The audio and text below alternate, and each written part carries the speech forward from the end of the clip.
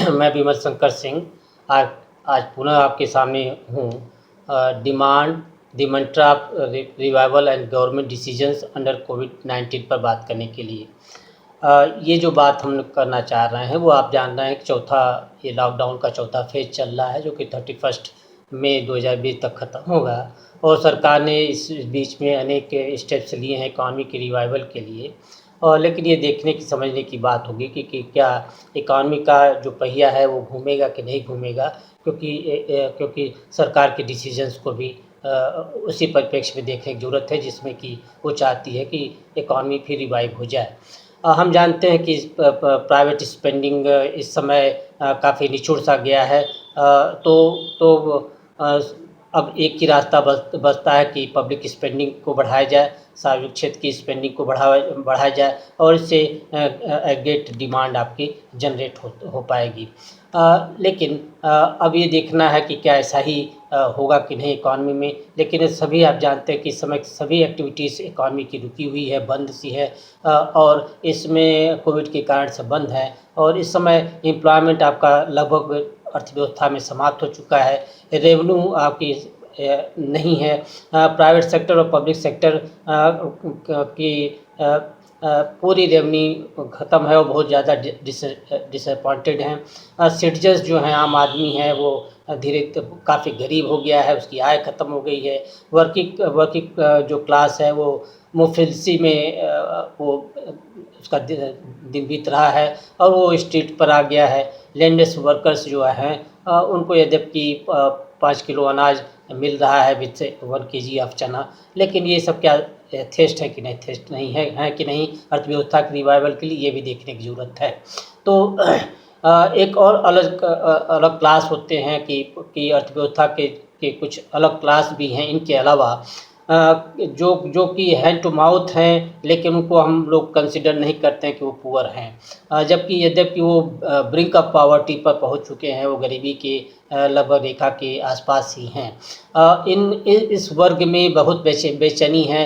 वो मूक दर्शक बने हुए हैं, उनके पास कोई एक भी पैसा नहीं है, और आज कोई उनको असिस्टेंस भी नहीं मिल रहा है। और इसी के साथ साथ एक और क्लास है प्राइवेट और पब्लिक सेक्टर का, जो कि सैलरीड क्लास है, या एक और क्लास है वो है सेल्फ एम्प्लॉयड है। तो इनके भी सिचुएशंस को हम देखें कि इनकी क्या स्थिति है। पहले हम लोग प्राइवेट सेक्टर के क्लास को लेंगे, उसमें वर्किंग क्लास को हम लोग लें, और वो उनके संदर्भ में बात सामने आ चुकी है कि ये क्लास विदाउट सैलरी ज़िंदा रह रहा है। इनको बहुत दिन से सैलरी नहीं मिली है, या लीव विदाउट सैलरी की बात पर रखे गए हैं, या ये आउट ऑफ सर्विस से इनको हटा दिया गया है। तो ये लगभग सर्विस विहीन हैं, ये क्लास हो गया है। इकोनॉमिक टाइम्स ने अभी हाल में ही विगत एक हफ्ते के भीतर ही एक सर्वे कराया था 3074 रिस्पोंडेंट्स पर कि इम्पैक्ट ऑफ कोविड पर क्या प्रभाव पड़ा है, और उससे ये पता चला कि 39 आउट ऑफ ऑल रिस्पोंडेंट जो हैं, या कहें कि 5 में से 2 रिस्पोंडेंट से कहा कि उनकी सैलरी कट हुई है, और 15% रिस्पोंडेंट से कहा कि वो लगभग जॉब लूज़ करने जा रहे हैं। तो प्राइवेट सेक्टर में एक दयनीय स्थिति है। उसी तरह से एक और क्लास है जिसको हम लोग सेल्फ एम्प्लॉयड क्लास कहते हैं, जो कि अर्थव्यवस्था का एक बैकबोन है। तो अब ये इस क्लास में कौन लोग हैं? इसमें आप जानते हैं कि इसमें न्यू इंजीनियर्स होते हैं, जो कि अभी जिन्होंने कोई उद्योग धंधों में हाथ डाला है या काम करना चाहते हैं। न्यू एडवोकेट्स वकील लोग हैं, जो कि अभी नए हैं। नए डॉक्टर्स हैं, नर्सेस हैं। अब ये सेल्फ एम्प्लॉयड तो हैं, लेकिन इनकी आय इतनी नहीं है कि वो रातों रात वो उनका काम चल सके, वो ज़्यादा उनके पास पैसा हो। इसी तरह से सेल्समैन हैं, एरिया मैनेजर्स हैं, बीमा और LIC के डिफरेंट के एजेंट्स हैं, डिफरेंट सेल्स एजेंट्स हैं, जर्नलिस्ट पत्रकार भाई लोग हैं जो दिन रात कहानियाँ लिख रहे हैं, टाइपिस्ट हैं, स्टेनो हैं, रिसेप्शनिस्ट हैं।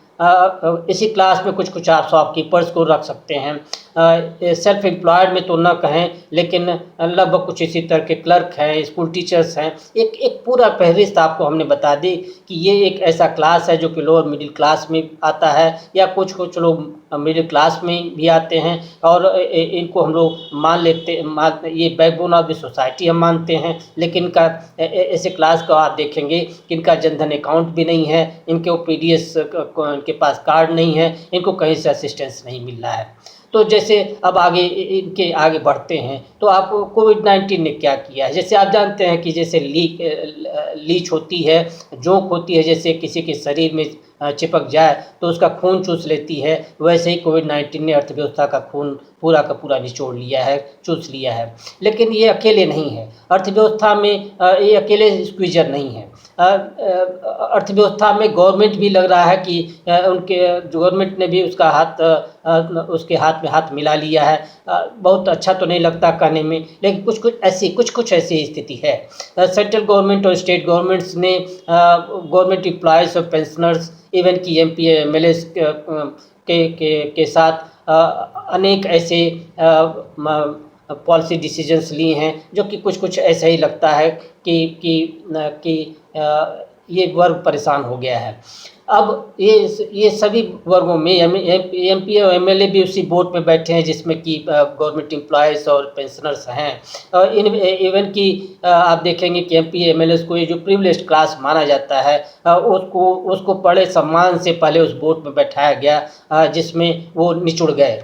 क्या है वो बोट जिसमें कैसे निचुड़ गए हैं, तो आप सब जानते हैं कि एमपी और एमएलए इवन कि कहीं मैंने पढ़ा था कि राष्ट्रपति महोदय जी की भी की सैलरी को 30% से काट दिया गया है।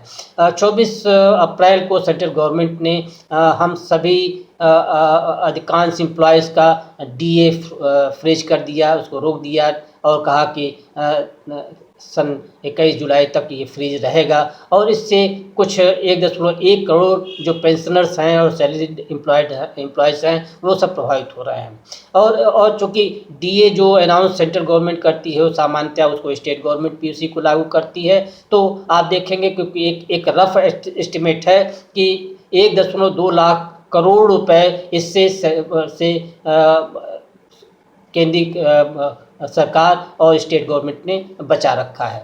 तेलंगाना का एक उदाहरण आपके सामने रखना चाहूँगा, जहाँ पर कि एम्प्लॉयज़ की सैलरीज 10% से लेकर 75% तक काटी गई है। 4 लाख एम्प्लॉयज़ हैं और कुछ कहा जा रहा है कि इससे 2500 करोड़ रुपए की वो सेविंग्स करेंगे। यूपी गवर्नमेंट के संदर्भ में भी बात आ रही कि जिसने कि वो डीए भी रोक दिया है अपने एम्प्लॉयज़ का, और ये भी कहा है कि 6 अदर तरह के जो अलाउंसेस हैं वो उनको भी रोका हुआ है। उसमें क्या है, सिटी कंपनसेटरी अलाउंस है, सेक्रेटेरिएट अलाउंस है, स्पेशल सैलरी है, स्पेशल अलाउंसेस हैं, इन्वेस्टिगेशन एंड प्लानिंग अलाउंसेस है, अर्दली अलाउंसेस है और इस सब से 1500 करोड़ रुपए बचत होने की संभावना। तो ये सब तो मैंने केवल एक एग्जांपल आपको दिया कि सरकार के द्वारा भी कुछ स्टेप्स लगे हैं जिसके कारण समाज का पैसा रुका है। अब ये देखना है कि ये जो डिसीजन सरकार ने लिया वो डिसीजन सही है या गलत है, उस पर कुछ चर्चा करने की ज़रूरत है। मित्रों, आप जान रहे हैं कि इकॉनमी है, उसको सरकार ने भी माना, जो मैं कहने जा रहा हूँ कि इकॉनमी की रिवाइवल हो सकती है। इकॉनमी लिक्विडिटी की फ्लो बढ़ना चाहिए। जब तक लिक्विडिटी नहीं आएगा तब तक रिवाइवल नहीं होगा। आफ्टर को जो लॉकडाउन है वो रिवाइवल नहीं हो सकता है। तो अब देखना किसके पास लिक्विडिटी है। तो अनऑर्गेनाइज सेक्टर जो अर्थव्यवस्था का सबसे बड़ा क्षेत्र होता है, 93 to 94% ऑफ इकॉनमी जिसके अंतर्गत है, वो लगभग निचुड़ सा गया है, सूख गया है। उसमें वहाँ पर एम्प्लॉयमेंट नहीं है, वहाँ पर डिमांड नहीं है, वहाँ सप्लाई नहीं है, कुछ भी उनके पास नहीं है। और उसी तरह से जो लोअर स्टेटा है, गरीब वर्ग है, उसको भी हमने पहले ही कहा कि वो भी न तो उसके पास जॉब है, न उसके पास इनकम है, और वो लगभग मृत प्राय से हैं और उनको किसी तरह से जिंदा रखने की कवायद की जा रही है।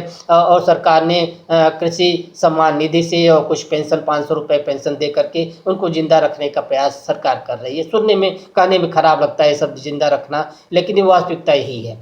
एक और जो लोअर मिडिल क्लास और मिडिल क्लास की भी जो बात करें, वो भी लगभग उसी गरीबी की नाव में बैठे हुए हुए हैं और कह नहीं पाते हैं, लेकिन लगभग वो स्थितियाँ उनके सामने भी है और उनके पास कोई किसी तरह की अर्निंग नहीं है, डिप्राइव्ड ऑफ एनी इनकम है।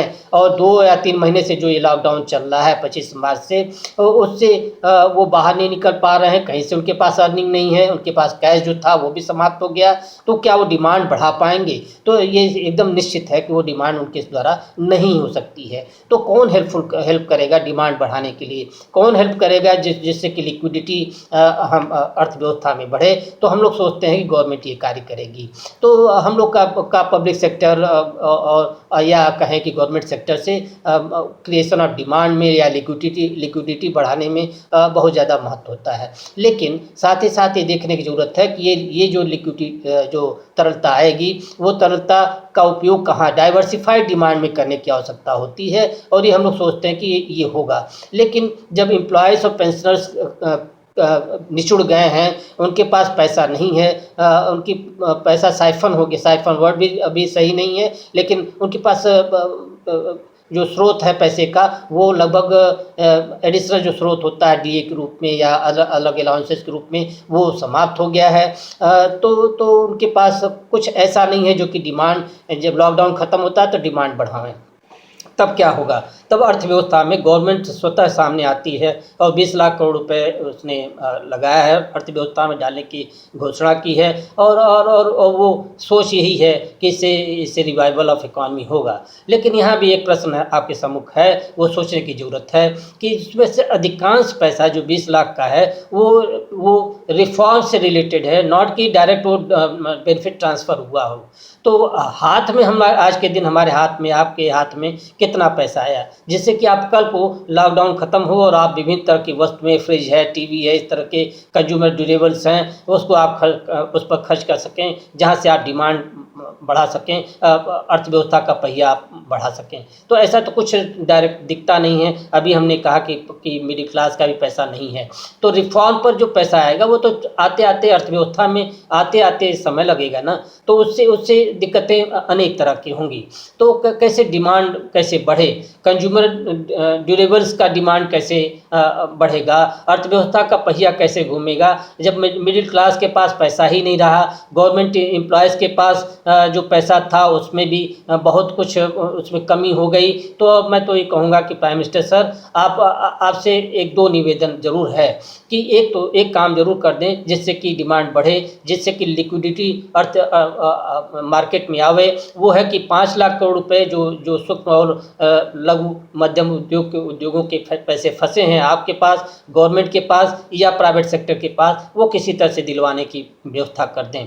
और दूसरा मैं तो ये कहूँगा कि जो डीए के रूप में एम्प्लॉयज़ और पेंशनर्स का जो पैसा फंसा हुआ है या नहीं मिलने की घोषणा है, उसको तत्काल उसको देने की कोशिश करें। हम जानते हैं कि ये आपके लिए बहुत कठिन है, लेकिन फिर भी हम ये भी जानते हैं कि यदि एम्प्लॉयज़ और पेंशनर्स के पास ये पैसा आता है तो वो डिफरेंट डिमांड्स करेंगे, डाइवर्सिफाइड डिमांड उनके द्वारा ही हो सकती है। तो ये जो डिमांड है आफ्टर लॉकडाउन, जिसके बाद अर्थव्यवस्था का पहिया घूमना चाहिए, वो तभी हो पाएगा जबकि ये आम आदमी के पास, जो कि ये एम्प्लॉयज़ के पास ये पैसा लौटे, जबकि स्मॉल स्केल के पास वो पैसा वापस आवे।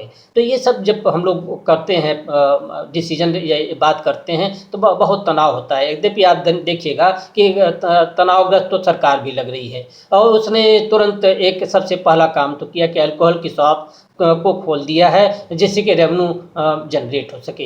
तो क्या हम लोग को भी अल्कोहल लेने की आवश्यकता है? ये भी समझ में आना चाहिए, आता है मन में कि क्या अपने तनाव को दूर करने के लिए हमको अल्कोहल लेनी चाहिए, और सरकार का भी तनाव हम दूर कर दें क्योंकि जिससे कि उसकी रेवेन्यू बढ़ जाए। लेकिन आप भी जानते हैं कि इससे रिवाइवल ऑफ अल्कोहल लेने से रिवाइवल ऑफ इकॉनमी नहीं होगा, और हमारे बड़े बुजुर्गों ने, एल्डर्स ने हमको प्रोहिबिट भी किया है कि हमको ये किसी भी सूरत में नहीं करना चाहिए। तो हम लोग इस चीज़ को अल्कोहल लेने नहीं जा रहे हैं। तो फिर हम लोग क्या कर सकते हैं? तो हम लोग एक ही बात कर सकते हैं, प्राइम मिनिस्टर से या गवर्नमेंट से हम लोग निवेदन कर सकते हैं कि साहब, अर्थव्यवस्था में एक सच है, ये भी आप भी जान रहे हैं कि आप सभी एल्डर्स ने कहा है कि सर्टेनिटी ऑफ लाइफ तो नहीं है, लेकिन इतना निश्चित है कि सर्टेनिटी ऑफ डिमांड निश्चित तो रिवाइवल के लिए डिमांड ही ऐसा एक यंत्र है जिससे कि इकॉनमी का पहिया घूमेगा।